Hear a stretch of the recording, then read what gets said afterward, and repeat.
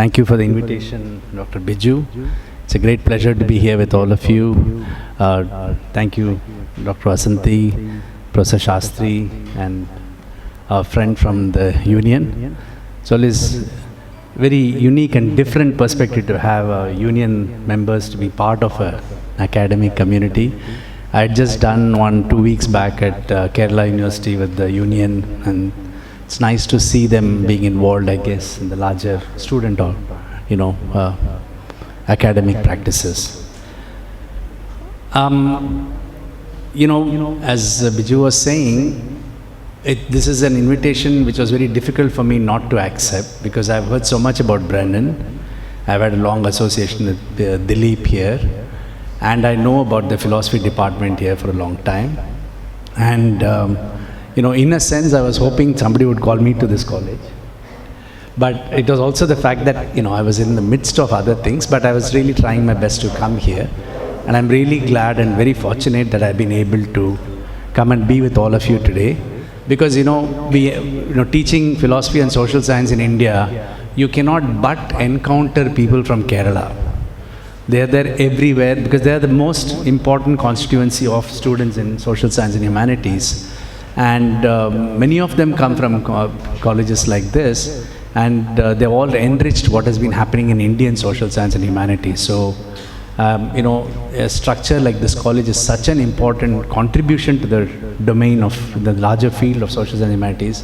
So I'm really privileged to be part of this and visit your college here today. When Biju talked about this conference, I thought, well, there is so much to talk about methodology, about doing research, etc. But for the last few years, I've been concerned with one specific problem. So I thought that is something which I can then share with the students here. And this is a point I've been talking to in many institutions, including science institutions, including IITs and ISERs. And this is actually about why are we doing research and what is the aim of research. I must confess that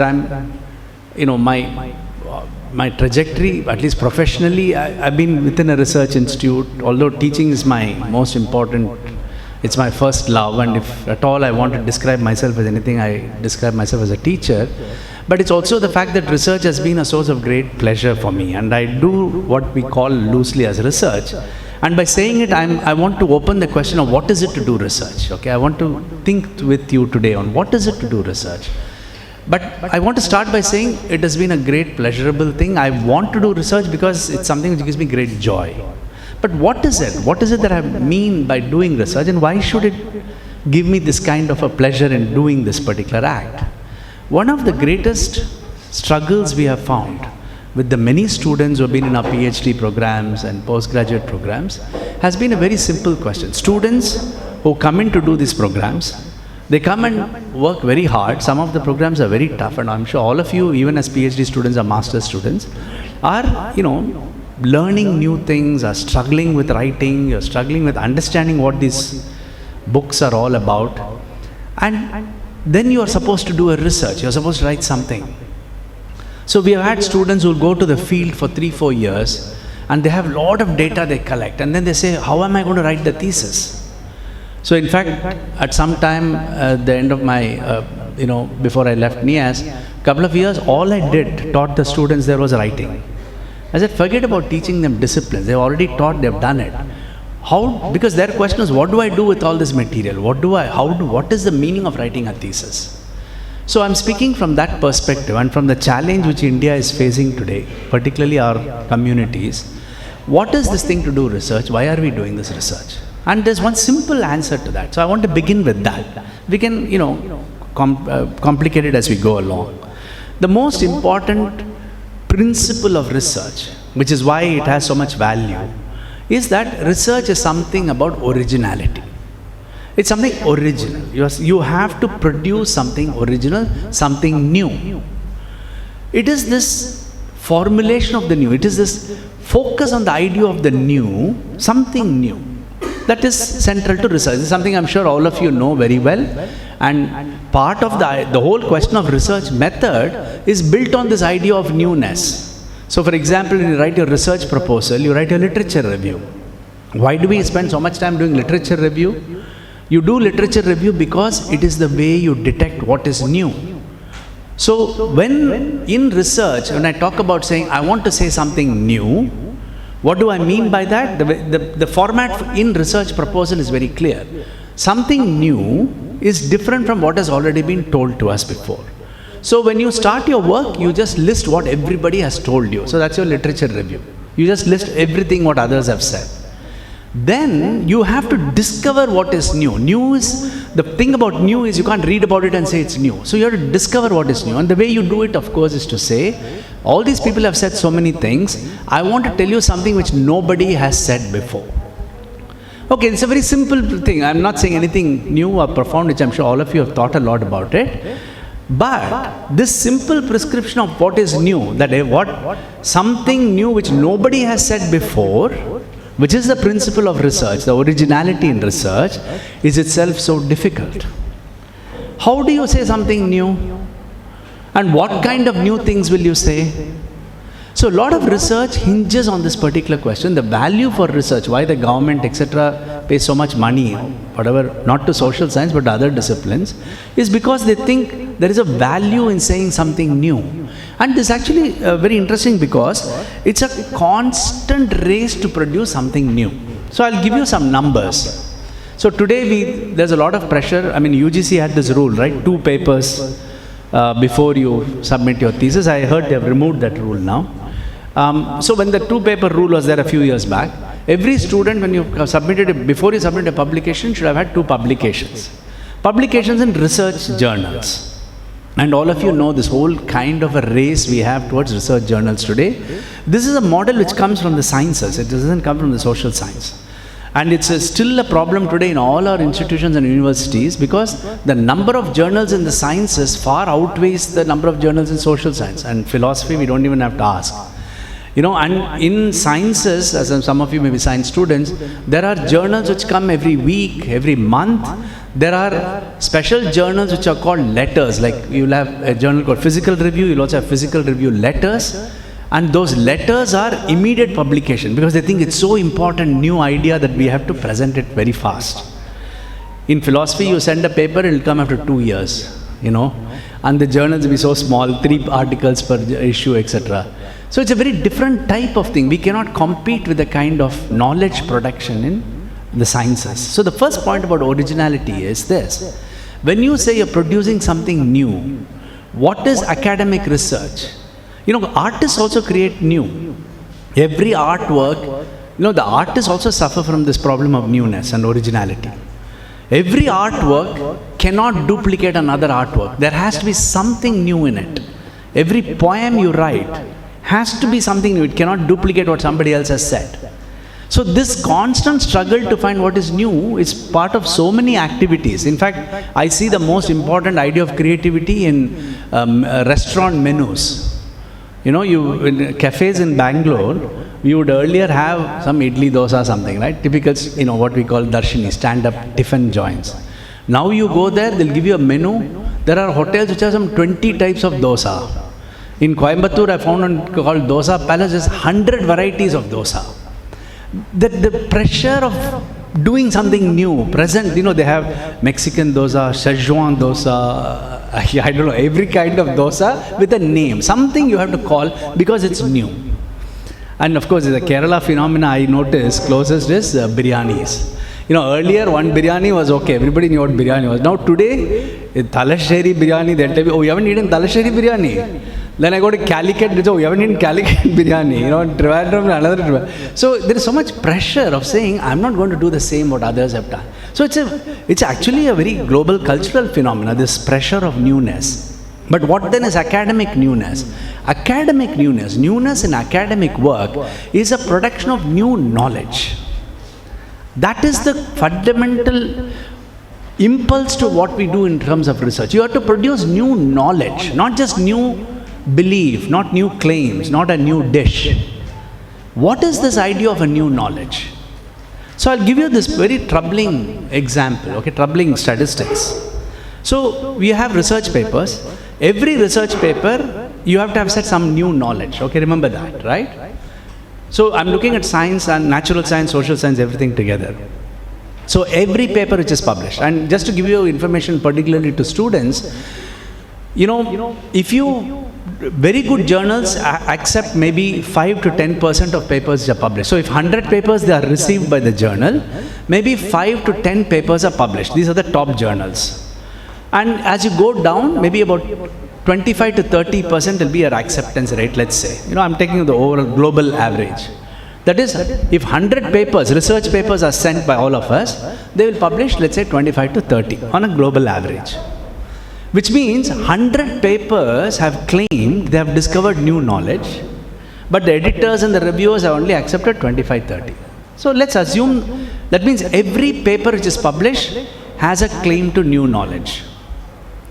And today, if you look at the number of publications, today it's over 5 million publications per year. Okay, 5 million pieces of new knowledge are produced per year. There are over 45,000, some 46,000 plus journals right now in the world. You are producing over, so to give you an idea of it, I'm saying you're producing about 15,000 papers a day. Research papers a day, not just some story and poetry, research papers a day, which means each paper claiming some new knowledge. And that is the amount of material that you're producing, that today people in the field, definitely in the sciences for example, they can't follow the journals. Today many big institutions, universities around the world hire librarians as curators. So the librarians curate work, in the sense they choose, because they send a mail to the faculty saying, you don't have time to go through all these 5 million papers or whatever in your field, will be much less of course. Please look at these papers, might be of interest to you. So it's the librarians who are doing the job, not the faculty, because there's no way in which we can keep up with what is being published. And all of them are saying new knowledge. Remember that, that's the puzzle. What, are we actually producing so much knowledge? Like 5 million bits of new knowledge every year? So this is so it asks the question, what are we actually doing? In the case of social sciences, we of course now have a model of paper publishing like natural sciences, but also the question of books. So books are also very popular as a mode in which many of us write. Even if you look at the books today, the publication of books per year is over 4 million. And if you look at mainstream publishers, it ranges anywhere between 500,000 to 1 million. Which means the number of new books which are being published is on the order of 1 million, if it's a mainstream, big publishers, but otherwise it goes up to 4 million. And where are we able to access these kinds of books? The kind of books which are present within, now with Kindle, with all kinds of stuff. And as somebody, if you really break down that number, what it actually means is, there are 450 titles published around the world in a book form per hour, and 8 titles per minute. So by the time I've spoken the sentence, 8 new books have been published. Okay, I'm wondering, what are we doing? What is this that we are doing? What is this new knowledge we are producing at such a rapid rate that we don't even know how to make sense of it? Today, I don't think human systems can make sense of knowledge. It's only, that's why AI is so important, or whatever. It becomes so important, but also very dangerous, of course. But the point is, it's only AI which can actually go through all these texts. There's no way we have control over the kind of texts which are being published, both in journals and in the kind of books. And therefore, it asks the question, what is this kind of, how is it that, earlier, people thought if you wrote a book, you wrote some, a poem, or essays, or science, or even social science or philosophy, that there had to be some creativity which is needed. Now, everybody who is a PhD student or who is in research has to be producing.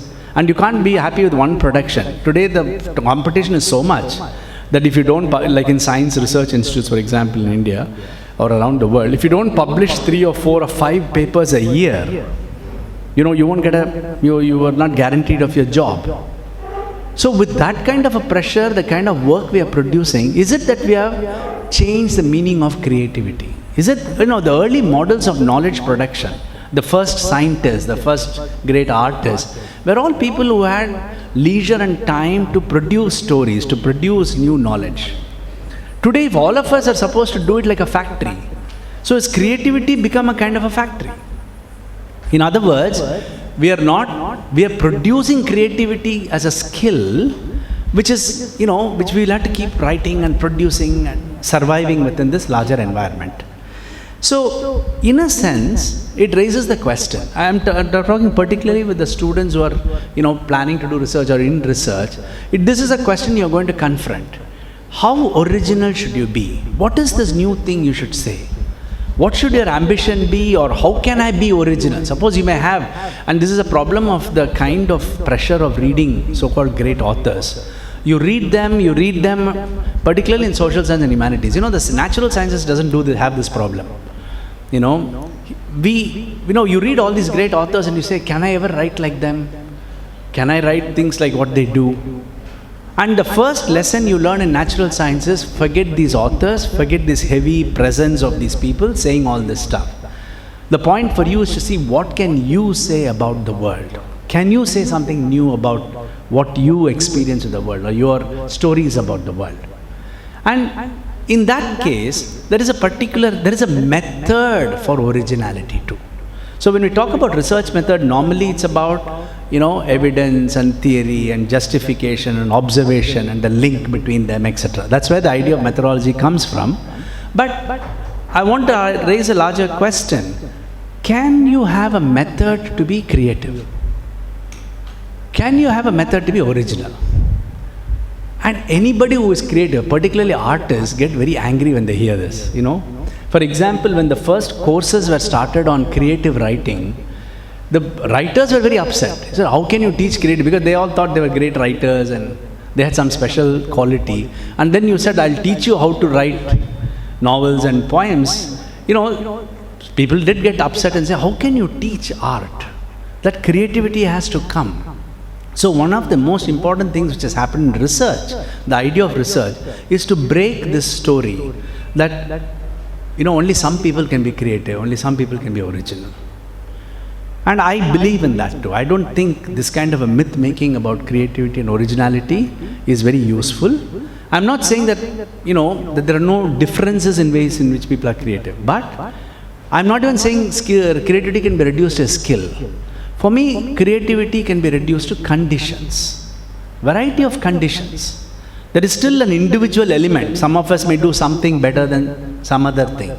But creativity comes when conditions are produced. What do I mean by conditions are produced? In fact, when you look at some famous research institutes, they build conditions for research. They are not teaching you research, they are not asking you to do hard work, etc. I'll give you one example. All science institutes have this story, the myth about them, which is that, so if you go to an institute like, let's say IISc or Maths Science or any of these, TIFR and all that, they all pay a lot of, there's a lot of support given to casual eating and dining. So chai places, snacks and so on. So in some of these institutes, there are places where you will go and have chai. So some 10 people will go and you'll go sit and have chai. And in those chai areas where you have tea, there will be a board, at least traditionally. Now everybody is using laptop. There is a board and chalk piece. Why? Because scientists generally work under this grand story that ideas will come to them anytime. And when they get that great idea, they don't want to lose it. So they get ideas when they're having chai, presumably. So they're having chai and then suddenly they'll get up and start writing on the board. It's like an expression of their creative urge. For them, the idea is that creativity can occur anywhere. But why does the institute do that? Why does it build this place for you to go sit out? Because you produce a condition. Condition means you enable creativity to come up in different ways. So having a library is one example. Having a lot of free time to do something, lot of time to pursue your research is other things. So I think institutions develop conditions. And each of us are creative. The point about us is each one of us, even when you are in your PhD program, the only thing I keep telling the students is that you are as creative as anybody else. But you have to discover what you are creative in. You can't be as creative. I can't dance like, let's say, a friend of mine who is a very good dancer. And so it would be very foolish of me to try and dance, to express my creativity. I have to find my creativity in something else. So in your own research problem, you might read a text, let's say, oh, they have written about it in this particular manner. I should also do it like that. I don't think it's going to be very helpful for you.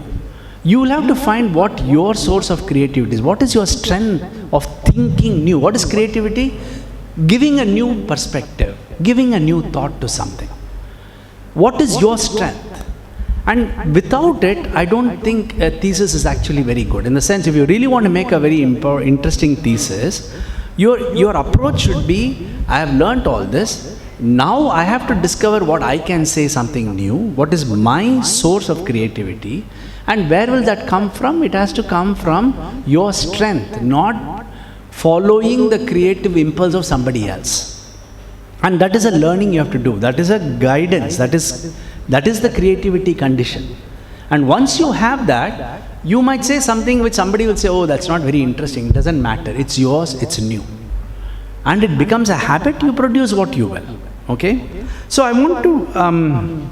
instead of saying something very vague about how to be original, etc., I want to actually tell you ways in which one can be original. So I told you that originality is a skill and that one can actually help somebody when you're doing research. I'm doing this because when we do this sometimes with our students, they often tell me, you keep on talking, what's the point, especially with philosophy classes, we keep on talking about something. They say, tell me, how will I write, after all that you say, how am I going to write my thesis? How am I going to write something new in my thesis?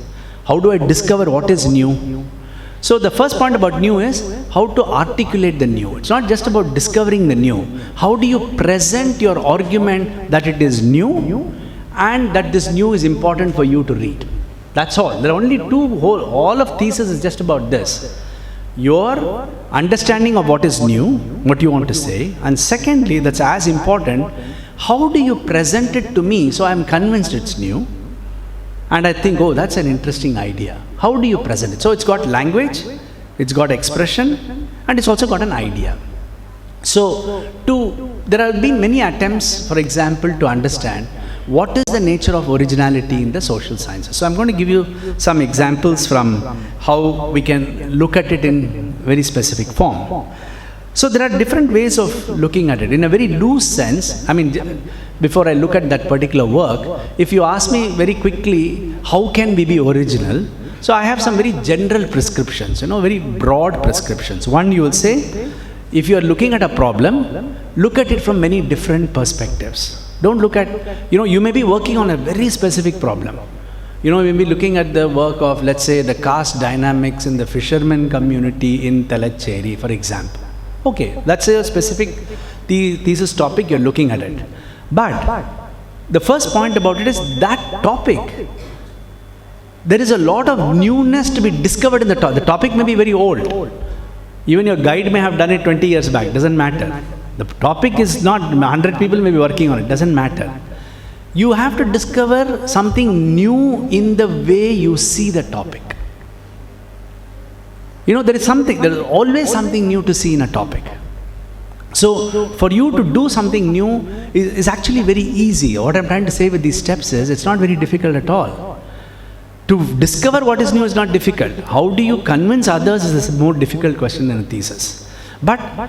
So you first look at a same problem from many different perspectives. And one of the skills which is very useful here is analogical thinking. You look at analogies, the way it has similar kinds of problems have been done in elsewhere. So when we look at ideas of thinking, this is a very important form of thinking which we often talk about. And it's something very useful for you. So that's why I feel that, at least from my personal experience, one of the ways by which I find it useful to talk about new things is to actually go outside your discipline all the time. And I know it's difficult because we are within disciplines, we are caught within, political science, sociology, anthropology, etc. But, some of the most important creative research in the world has happened when people are borrowing concepts from other disciplines. In fact, that is in the origin of social sciences itself is that. So I'm sure all of you have done in your sociology classes, when social science begins as a discipline in the early 19th century, Auguste Comte calls it what? Social physics. He doesn't call it social science. And his argument is, like physicists look at nature, so will social scientists look at society. So you are using an analogical model of producing a discipline itself. And that principle has had such a long history of so many influences. Today, many of the new disciplines which are formed are often formed when concepts from another discipline were borrowed into this other new discipline to make sense of your research work. In other words, you may be working in, let's say, in a political science thesis. Somewhere the connection for you can connect from any kind of other discipline. The fact that you can go searching for ideas in other disciplines. So what are concepts here? Concepts are ways by which one discipline makes more rigorous sense of a particular idea. So you have a very vague idea and you use concepts to, clarify it, to give it depth. And each discipline uses its own concepts. That's how what you differentiate a discipline from another is a kind of concepts, the vocabulary you use. Now when you're able to move across concepts, across disciplines, it's actually a very powerful way. So in that sense, a lot of research is just like a game. You're playing, you're thinking. It's a game of thinking through various possibilities and then trying to see what might make sense, etc. So one of the interesting aspects in this, there are different kinds of skills, and I'll end with a very clear set of ways by which people have tried to understand what is originality in the social sciences. But there's also something very paradoxical about creative thinking that we need to understand. And this is it's a model which is very useful. It's called the flow model. So I'm going to use a little bit of, what I think is very interesting work from psychology to try and see whether we can understand the nature of creativity. So this is a work done by a group of psychologists with Mihaly and others. And they were studying creative people. They wanted to understand how creativity actually happens. Is there a model which can describe creativity? So what did they do? They talked to very, let's say, famous scientists who are supposed to be very creative, Nobel Prize winners. They talked to engineers, many people some of the most creative people are people who do things with their hand, not with the theoretical work. So they talked to many of them. They talked to business executives. They talked to so many such people, musicians, writers. So they did intensive, discussion with them on what is creative. They were trying to understand their processes. How did these special people, what was so special to them that they were so creative? One of the ways to say is, they are born special, the idea of genius, etc. But all studies on creativity say that it is false. You can't begin with the idea that some people are born like genius and they'll be creative. No, that's not true at all. These people who are very creative are part of social conditions which have produced that. And it's very complex social historical conditions. But what is very interesting in the study which they did, and it was a very extensive study, was that they found that the process of creativity was very common across disciplines. Whether it is an artist, a musician, a writer, a scientist, or technologist, or even business managers, they found that there were some very common elements. There will always be some differences, but actually there are a lot of structures which are very common. And this they call as the flow model, a 5-step model of creativity. So I'm saying, I'm going to give this to you not to tell you that, this is the correct way of looking at it, but I want to suggest to you that there are ways of understanding what promotes your creativity. Whatever seems reasonable to you here, you can think about it. What is it that triggers your creativity? What is it that makes you think, I want to think of this new way of looking at this particular problem? So, one very interesting point which so many people, whether they are writers or scientists or engineers, say, very famously in one of the quotations of one of the engineers in that book, where this person says, if you want to solve a problem, then stop thinking about it. This is entirely, it may seem very opposite to what the teachers are telling you, think about the problem. So I'm not saying don't think about the problem, but they're saying a very interesting point about thinking about a problem. That is, there are so many examples of creativity where people are writing or solving something, they're thinking very deeply about it, But the solution comes to them not when they are sitting and thinking about it all the time. The solution comes to them when they are not thinking about it at all. This is a paradox of creativity.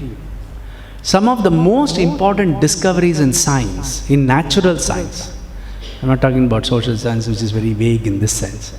Natural science discoveries, some of which have gone on to give them Nobel Prizes for discoveries, were discovered not because they were sitting in the room and talking and solving a problem. They were discovered in their dreams. They were discovered when they were not even thinking about something. When they were discovered when they were on a holiday, or when they are drinking tea. That's why, near every tea, in every scientist I know will be carrying a pen and a piece of paper, because suddenly they may get, this idea. This interesting thing about creativity is some of the most important discoveries have happened that way. And there are examples of discoveries which have happened purely by accident, not through great intelligence. One of the very famous examples, there are many such examples, is a book. You go to Google and just put accidental discoveries which win Nobel Prize. You will see there are hundreds of them, of major discoveries, which have happened either through accidents or which have happened through, you wake up in a dream and you have an idea and then you come back and then you have to work on it. So what is this process? This is something very interesting happening. Is it that your originality in research is going to come because you you might then come back to me and say, well, that is the reason I sleep so much as students, because in dreams I'm getting the solution. Actually, there is a very interesting reason why this system works, and that is what this model does. So what this model say is very simple. The first stage of creativity is a stage of preparation, where you are intensely prepared. That's your literature review part, actually, where you deeply understand the problem. You first, if you're going to study a particular problem in your discipline, you just learn, read, learn as much as you can. That's a stage of, you're setting the stage. Creativity is not about, you can't force yourself to come up with an answer, but you can force yourself to be well prepared. Okay, you're completely prepared in thinking about that problem. The second stage, and this is the most interesting stage, is what they call the stage of incubation. What is the incubation? After you have read so much, after you have thought about a problem so much, then they say, let it rest, don't do anything about it. Let it incubate, let it be in your mind. And this is the stage which is so important for us. Because the third step in the creative process is what they call the eureka, the insight moment, where suddenly you wake up thinking, oh, that's the idea. By the way, this process is similar to our day-to-day life. Suppose you're thinking, where am I going to go join my master's in political science? And you've been thinking about it for, let's say, 1 week. And you've been talking to friends, you've been thinking about it, and you don't know what the answer is, whether you should come back to Brennen or go to JNU or something, and you're thinking, and suddenly one day, you're just sitting and talking to friends, or you wake up in the morning, you're very clear what you're going to do. That's a very common cognitive process we have for general life. In terms of creativity, when you are totally immersed in a problem, you're well prepared, then suddenly that thing strikes you, that idea of insight, which is a very interesting philosophical category, but just I'm using the word insight in the way we all understand. That insight says, oh, that is what makes sense to me. Now, why do I need the second phase of this incubation? That is, you have thought about something and then you forget about it. Okay, the reason these psychologists tell us is this, and this is what I think is the most interesting aspect of creative thinking. And that's why I think all of us can be creative in some sense. In the first phase, you're learning from the discipline, you're learning from whatever, you're just storing that information and knowledge. In the phase of incubation, you do not consciously think about it. I don't think that's something which social science students would enter into their PhD program thinking, I'm going to build a new theory of religion and caste and stuff like that. I mean, if you have that perspective and you want to do it, I think it's great, but it's a lot more challenging because you have to have read enough to say what others have not done. But that's still okay, I mean, if that's what you think you want to do. But in general, even if you don't produce a new theory, you can always produce new concepts to explain a phenomena. And this is an experiment I often do in my writing course, and we have had some really good, interesting outcomes of it. So I tell the students, most of whom will be PhD social science students, I tell them, okay, this is the way we understand a phenomena. People have told you this is how we understand it. So the exercise I give them is, you come up with a new concept now.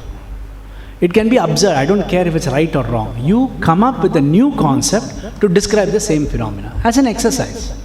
It may not become a paper, that's a part of the training, but can you come up with a completely new conceptual framework to describe this? You ask yourself that question, and as a matter of training of your mind, it's a fantastic training. So you have read something, you feel convinced about it, oh, this explanation is correct. Let's say you're convinced about it, you understand it, you're convinced about it. Now you ask yourself the question, can I come up with a different concept to describe this phenomenon? Completely different concept, just for fun. Not for anything else. Don't even think of writing a paper on it. Just for fun, as a matter of exercise, can I come up with a completely different concept to say why that phenomena is happening? It is difficult, but that is the training of creativity. The moment you start doing it, you will know what the difficulty is. In fact, you understand social theory only because of that. Once you realize that, you will then ask yourself, how did that person come up with this framework to understand it? How did that person come up? What is so special to that person's mind? After all, that person has also come up with some framework to understand a phenomena, right? And when you ask yourself, can I break all that down and come up with some new different phenomena, description, it's a very good exercise in thinking what is originality and what is new. Okay, try it out. I think it's a great exercise, It opens up the way you read your text. It opens up the way you understand others. And as I said, it's a lot of fun because you debate, discuss, then you have to defend your conceptualization. You have to tell people why I think that's the reason it works. And once you do it, your clarity, to me, that is the research writing. That's your thesis. You come up with a new concept, explain it to your friends, everybody will make fun of you and say, oh, this is so absurd. Obviously, other people have told you how it is and that should be right.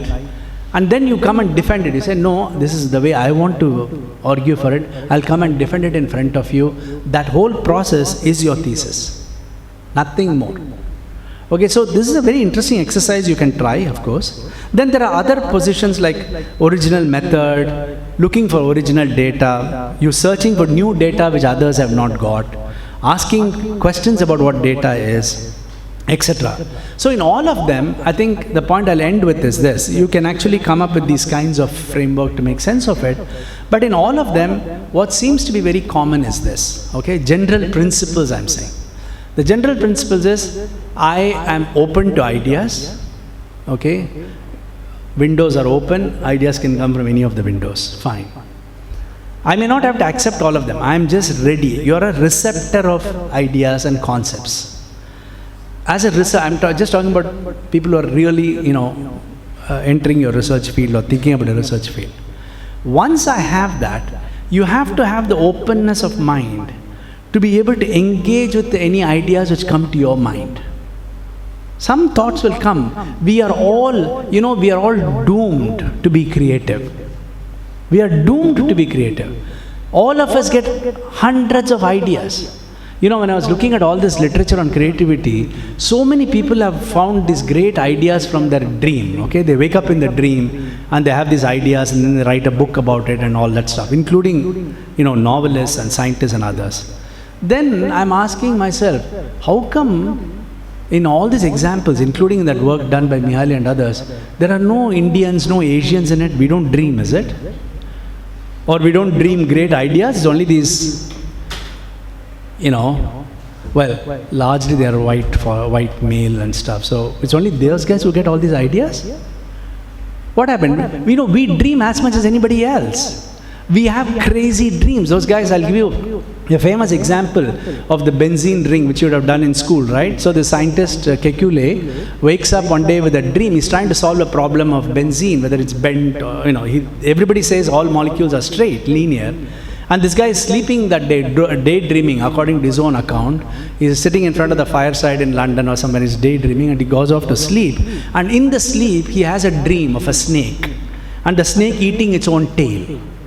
So the snake is eating its own tail. Then he wakes up and says, that is how the molecule is, like a snake eating its tail. And then he spends next 6 months trying to show it. Dreams unfortunately don't give you the full paper. Paper you have to write. Dreams, they just give you an idea, and then you have to work hard for 1 year, next 6 months to do it.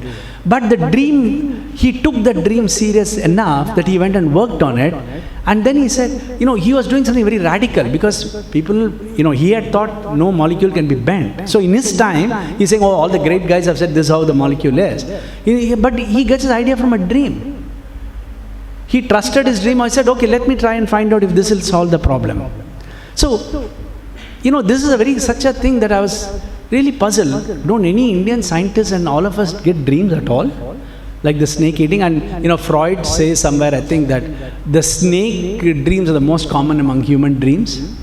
So I presume all of us have dreamt something of the other, but we didn't get up saying, now I know the solution to something.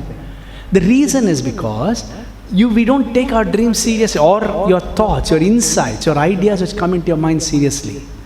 The moment you take them seriously and then pursue it, even if other people say it's not good, etc., I think that's the seed of creativity in research.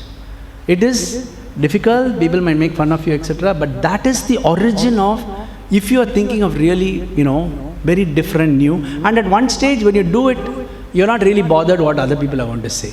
You have to tune off at some level and say, okay, this is how I'm going to present it, I'm going to justify it. People may accept, people may not accept, people may attack you, may not attack you, it doesn't matter at all. You're doing it because you are being you're expressing your creativity.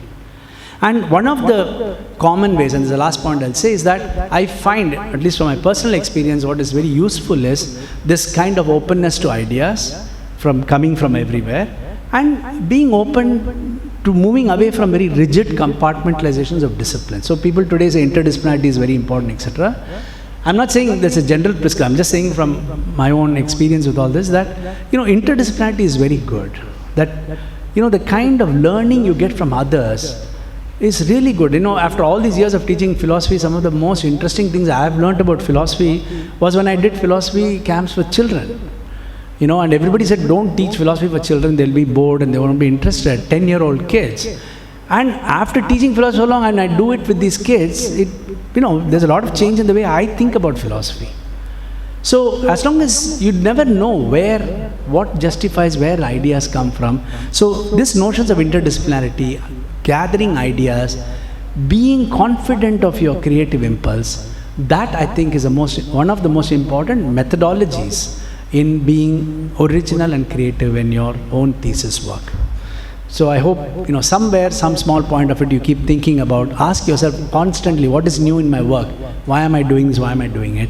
That itself will give you a great entry into your thesis. Thank you so much. For your enlightening keynote address, we are grateful for the knowledge and inspiration you have shared today. We are now ready to begin the Q&A session, which will last for approximately 10 minutes. We kindly ask that you keep your questions brief and to the point. Cordless microphones are available for you. If you would like to ask questions, please raise your hand and one of our volunteers will come to assist you promptly. Thanks, Sundar, for that thought-provoking or rather dream-provoking speech.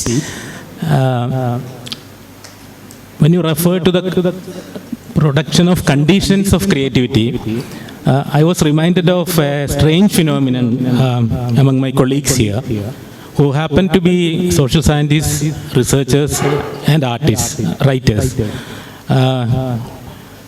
Many of my colleagues are very good at writing novels. Their novels are coming out in English translation through Penguin and other publishers.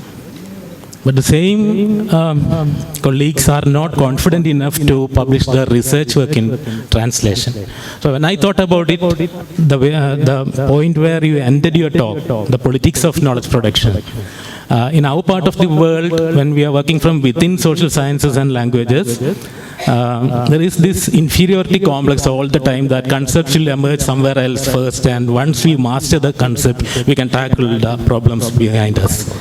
So the problem of language here, I would like to ask you, language being a life form, language being a form of life, the conditions for the conditions to be created for being original in our own languages. If you ask me, I would say we should remove certain hurdles first. That would be the condition. Say this inferiority complex all the time that theory will emerge somewhere else in the West first. Then I think we should have a vocabulary in our language. We should have journals and platforms in which we talk with each other, which is not at all happening in our languages. So how would you address this issue of language? Can we be creative in English? We producers of knowledge in this part of the world. Can we be, the last question, can we be creative in English? Okay. Dilip, as always, very important questions, difficult questions. So there is a particular expectation of this academic writing, right? So, and I realized that that's something which we accept as a grammar of the community we belong to. So we belong to a community, we accept to belong to a community, and there's a particular grammar and expectation like publications, like, this kind of academic writing, etc. I also think at one level, there is something which academic writing does.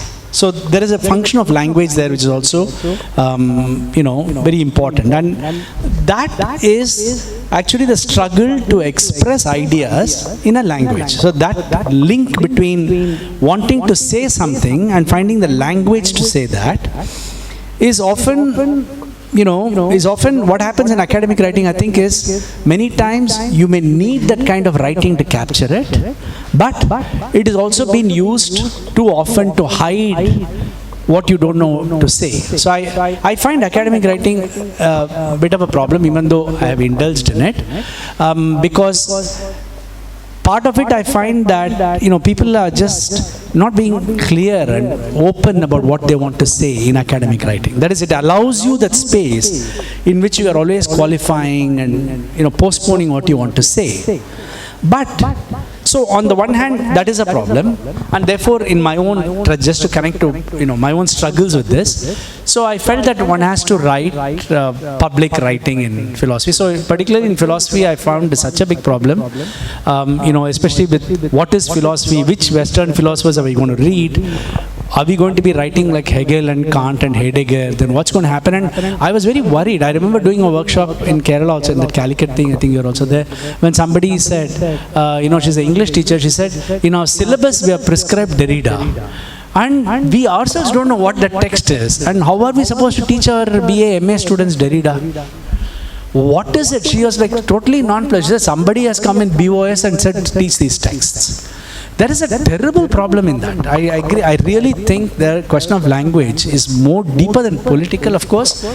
But as we were telling yesterday, everything in Kerala, any word you utter is political. But it's not more than that. It's also very corrosive. It's become that, you're coming up with students who have no idea what the texts are saying. We're just reproducing people who end up then quoting texts because they haven't understood what the texts are saying. So there was a struggle even for me in looking at that. So then I started trying to see how philosophy can be accessible. So that's why I write a lot of op-eds and newspaper pieces and so on. But then I also find, after doing that, I also discovered that there is a limit to what I can do in terms of this accessible writing. In the sense, you don't have the space to develop an argument. And that's a very big problem of academic writing. Because academic writing is not about saying something, right? I'm supposed to build an argument to support what I am saying. And that needs space. And maybe we can have a common writing for it. And that's why I've almost stopped doing that in the last few years. So when I did my democracy book, which you know about, for me the aim was to reach the public. Because my concern was about how does the public engage with democracy.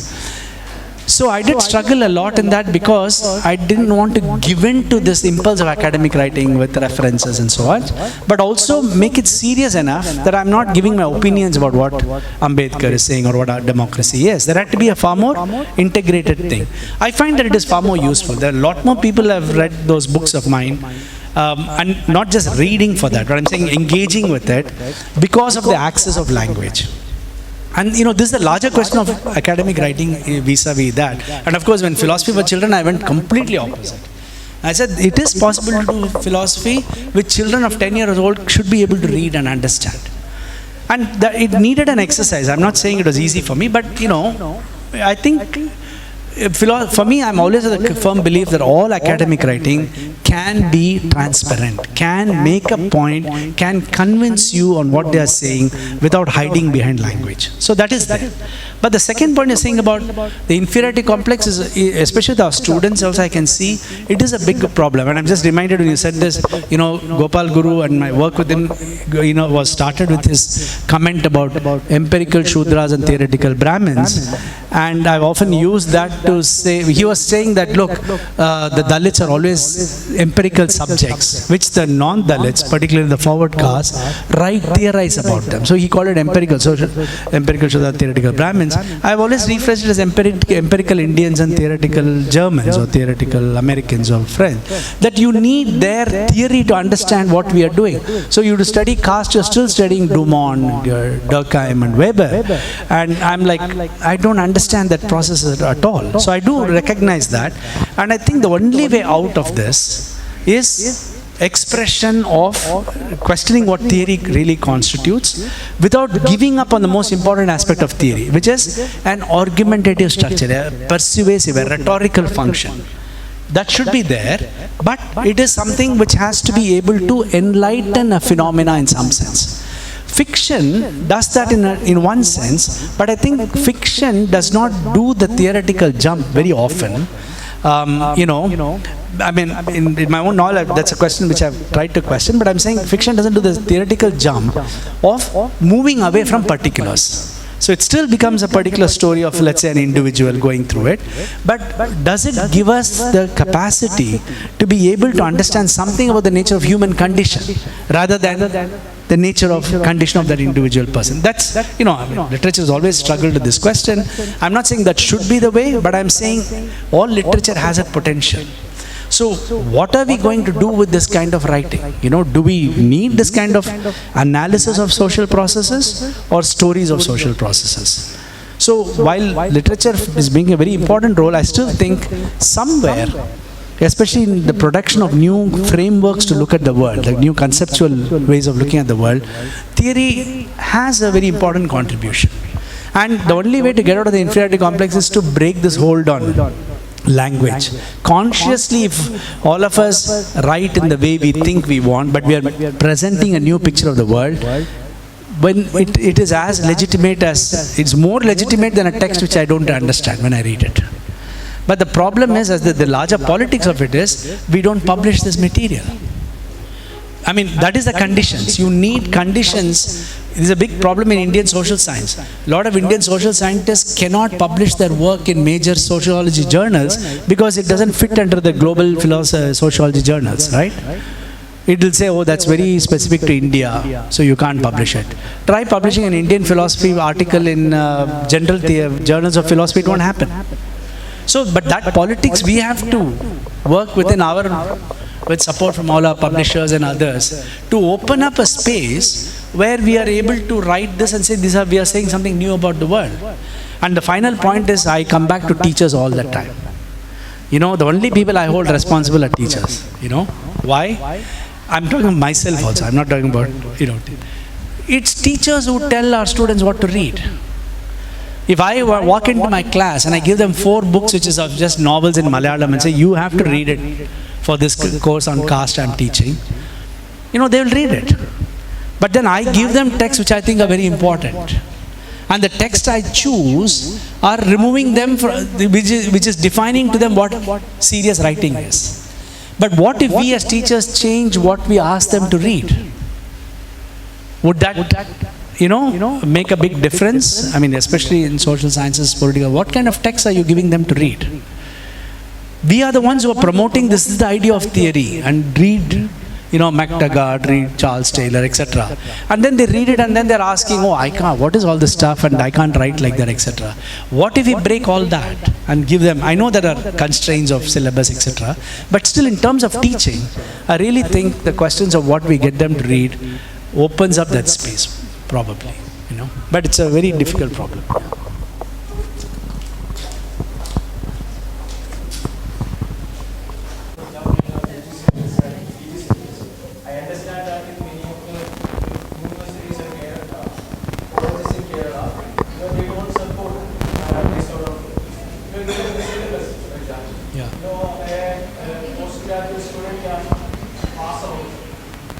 pass out, without reading an article, an original article. That is the limitations we have. When you go for PhD, especially I have faced this particular issue that, when I go to an institute like, IITs or, HU or DU for that matter, then I suddenly face that, the training they give or the demand for your training, especially for PhD and other higher studies, they obviously demand a different sort of, approach, and that is why, and then suddenly you are asked to produce something which you have not been familiar with. Okay. So you should. My point is that you should start from the graduate. As I can understand, when I teach philosophy of education, and many thinkers like John Holt also would say that children are natural learners, and where do this stop? This curiosity, where do these stop? And can we really put that down to, say, our system alone? The conditions, conditions for creating. Children are creative. I seriously, because I'm a father of a 10-year-old child, and it seems that, she's so creative. And the pressure of her education system, and the asked to reproduce what they learn in the mechanical reproduction. Where should this change come from? The creative element. That has been very bereft in our understanding. You were saying that that is completely absent. You just you get A+ or many grades. But what actually is, you are ultimately producing some sorry to be very elaborate, students, who are not even familiarized with, the basic ideas of them. I still remember, just one more point. I still remember that in my PG courses, every day I go to the classroom and write notes. I did not read a single article in 5 years of my graduation and post-graduation. That is what, and we then this time, we have reconstituted our syllabus this time. We were specific about including, the original, we call it original articles in our syllabus. Yeah, I looking for to your comments on this. Yeah, no, thank you. This is a very difficult problem, but I find that instead of just giving up on it, there are ways by which we can engage with them. This is something which is true in every place which I engage with in education, including in schools and so on. I'll just give you one very quick example. So when I started doing the Philosophy of Children workshop, I did in many rural areas. Now in one school in rural Tamil Nadu, after we did these workshops, the school authorities felt, this kind of training to get them to think, etc. so important that they made all 9th standards compulsory. It's now philosophy is taught as a course, as a regular class for 1 hour every week. And we do various things, there's a system which I've tried to help them, the book is there, etc.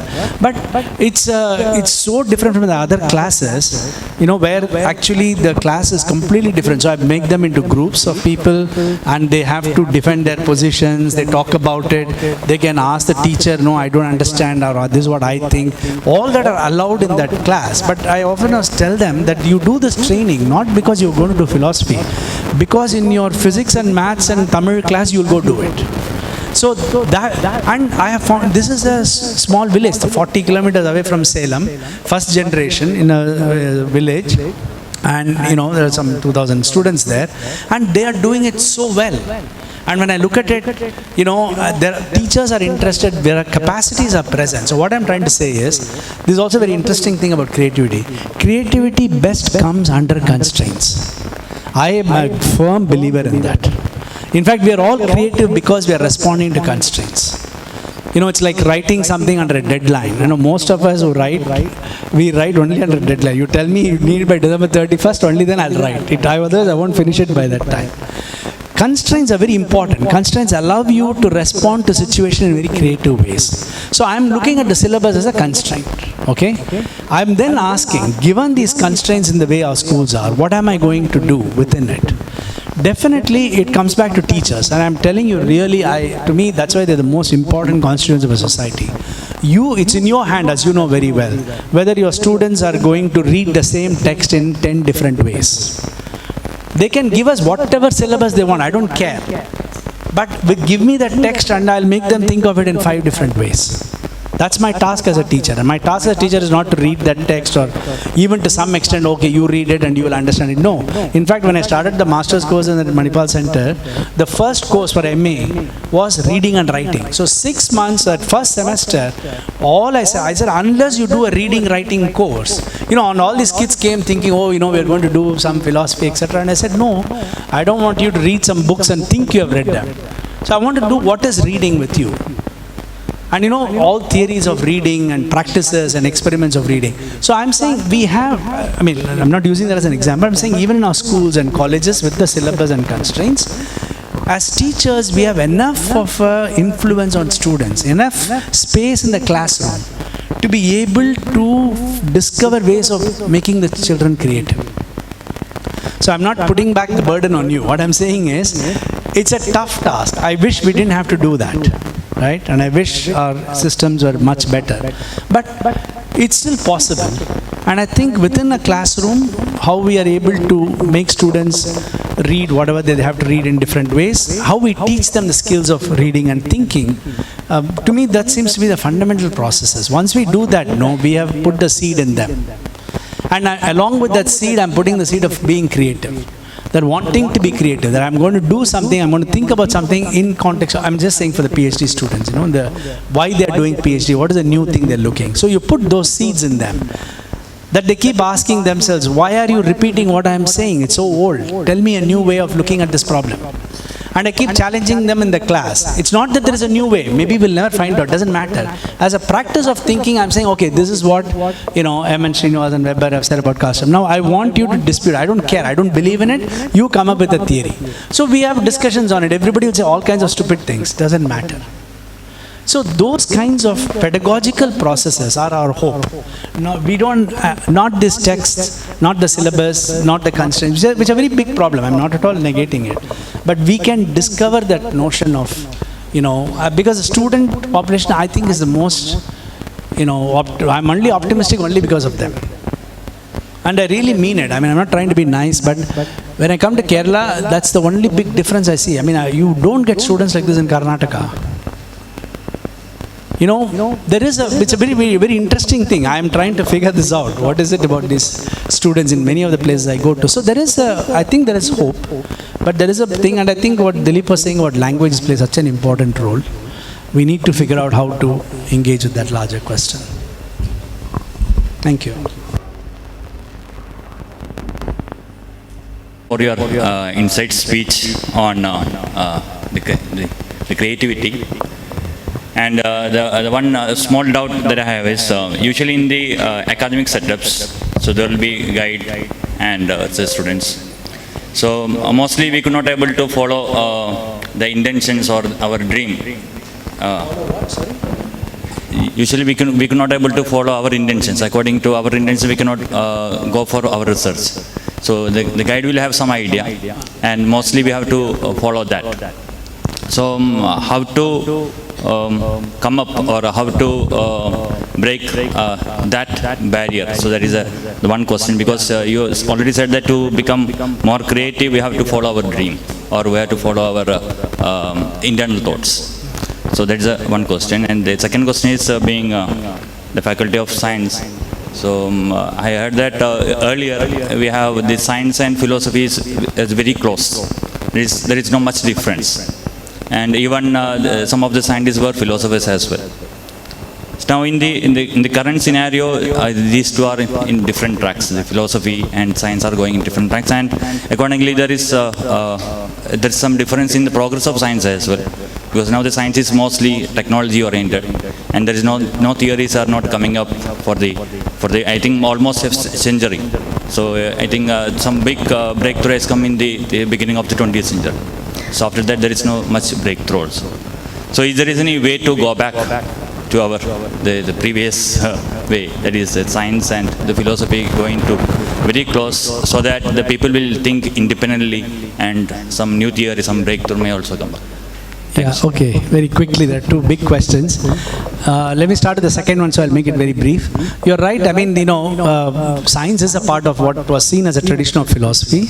And as late as 18th century, you still have scientists who are, I mean, Isaac Newton, the most famous physicist, father of classical physics, is himself a natural philosopher. He's not a scientist. The word scientist, by the way, is as late as 1834. So nobody was referred to as a scientist.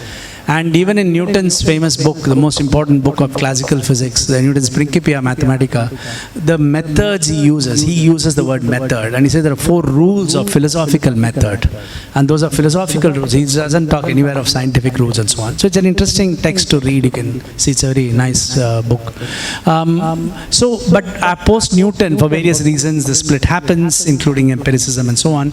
But I think the task of philosophy and science are very different. And they have become now so antagonistic to each other, it is impossible to teach philosophy of science to science students today. Particularly in India, there's a big blind spot among Indian science community. You go to any of the science institutions, IITs, IISers, 20 years we've been breaking my head trying to get them to see why philosophy of science is helpful. History, philosophy and sociology of science, very helpful for producing good science. But they see it as anti-science all the time. It's a very terribly ideological, political way of understanding science. So definitely, I don't see it going to happen in India anytime soon. But around the world, science studies has become very established. I think with this digital, I think they are very far removed now. I don't think there's any rapprochement directly possible. But after the impact of digital technologies, there's a lot more interest in philosophy which has come back. Because the impact of digital technology has been so deep and profound, including artificial intelligence and so on. So today, even among science institutes, we're beginning to see, at least in the West, more serious, dialogue with philosophers, which was not happening at all in recent time. So there is something which is catastrophic happening there, which is worrying a lot of people.